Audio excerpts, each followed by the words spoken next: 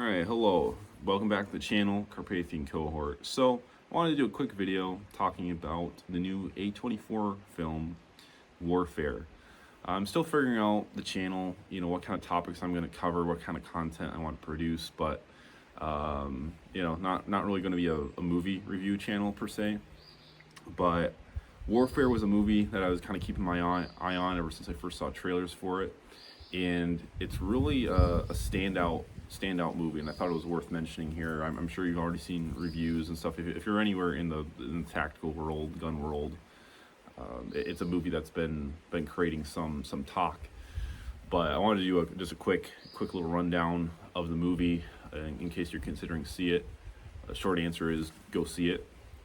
But it's definitely the best war film I think that I've seen in probably the past decade, which isn't honestly saying too much because there just really hasn't been any good war movies. The last good war movie I can think of would be 13 Hours, which, whether you like that movie or not, I really liked it. It's probably one of my favorites, even if it's not the most technically accurate. It's a Michael Bay movie. It's pretty Hollywood, but it was a really good film, which I really liked. But A24's Warfare is a very unique movie. I would actually consider it almost like a war movie version of 12 Angry Men.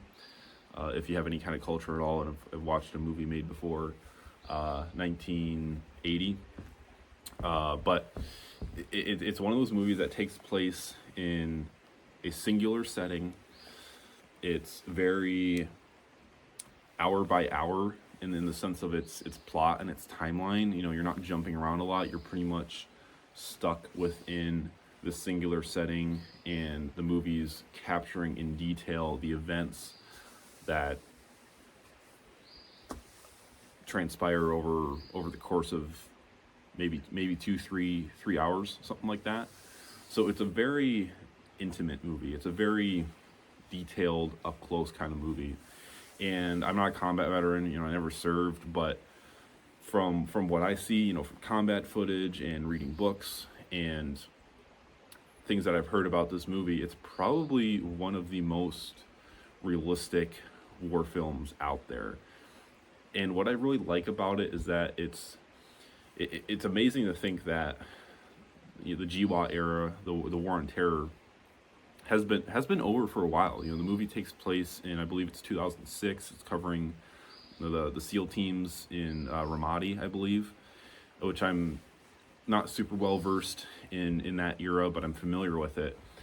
And it's crazy to think how long ago that is now. And I think the nice thing about that is that it's allowing movies like this to be made where there's not a strong incentive towards a particular political narrative. The movie doesn't have that typical Hollywood rah-rah America propaganda feel to it, but at the same time, it's not I would say it's probably an anti-war movie, but not in the sense of where it's un-American or unpatriotic or like anti-establishment, if that makes sense. I think it does a really good job of just showing a pretty unbiased and an unvarnished look at combat. It's focusing on this team of Navy SEALs that are ambushed and stuck in a house, essentially, and they're actually stuck in the house with a Iraqi family. They basically just took over their house in the middle of the night. Now they're stuck there, and the movie does a good job of showing it from the perspective of that family. If I had a group of heavily armed men from a foreign country break into my home in the middle of the night and then use it as a forward observation post, I'd be pissed. So I think the movie does a good job of showing that side of it, but it's also not demonizing the Americans and making us seem like we're just these, America World Police bullies, basically. So again, I think the movie just does a really good job at showing the reality of the situation and how messed up it was, but not being overly political or trying to sway the viewer to believe a particular thing.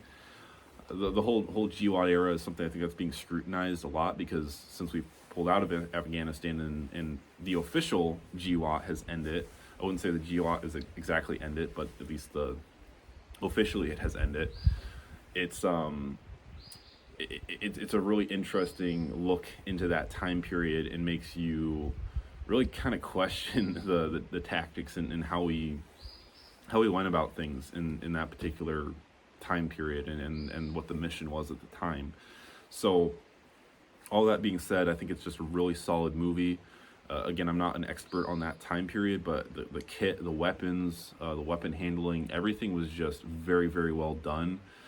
There's no movie, in my opinion, that can top Heat as far as the gunfire and explosions and just the overall reenactment of combat. But it's definitely one of the better movies I've seen. You know, the audio's great, the visual effects are great, and I think it was a relative. I'd have to look this up, but I get the impression that it's a relatively low budget movie, low to medium budget, and that's actually something that the movie really does well with, because I think they did a lot with a little. You know, they spent the money where the sets look good. Everything looks extremely authentic. The acting is very good. I think it's some of the best depictions of like tactical casualty care or trauma care. You don't see that in movies a whole lot, I don't think, and not portrayed in a way of how painful it is and how messy it is.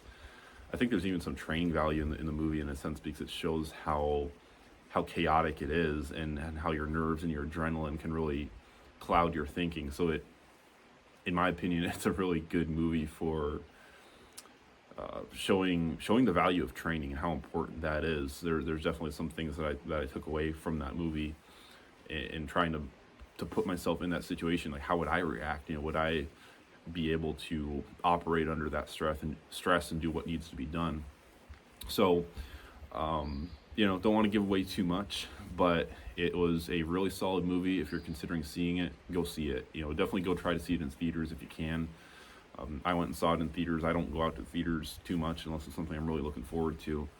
And this was a movie that that did not disappoint. It's a little bit slower paced, but again, that's where it really shows the chaos of war, but also shows the boredom, the hurry up and wait, the tension and the anxiety that builds. So, not going to keep rambling on about it, but it is well worth a watch.